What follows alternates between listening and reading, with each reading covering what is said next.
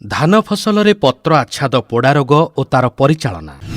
आम राज्य में विभिन्न प्रकारर फसल हेउथिले सुद्धा साधारणतः चाषी भाई माने बहुल मात्रा रे धान फसल उपरे निर्भर करिथांती।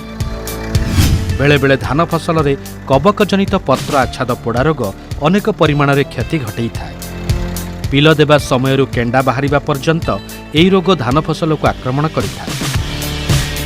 एही रोग आक्रमण कले पानी धारर ठीक उपरकू धानपत्र आच्छादरे अंडाकृतिर धूसर सबुज दागगुड़िए सृष्टि हुए। दागगुड़िक बढ़िबा संगे संगे एही दागर केन्द्र धूसुरिया धला रंगर हेबा सहित धारगुड़िक कला धूसर रंगर हेइथाए। कहिबाकू गले पत्र आच्छाद उपरे दागगुड़िक बोड़ा सापर कातिपरि देखाजाए।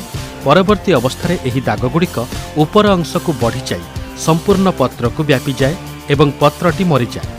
पत्र आच्छादर भीतर पाखरे मध्य एही आक्रमण देखादेई संपूर्ण गछटी मरिजाए। एही रोग आक्रमण फलरे अमलरे प्रभुत क्षति हेबा संगे संगे अमल हेइथिबा शस्यदानागुड़िक पुष्ट हेइ नथाए।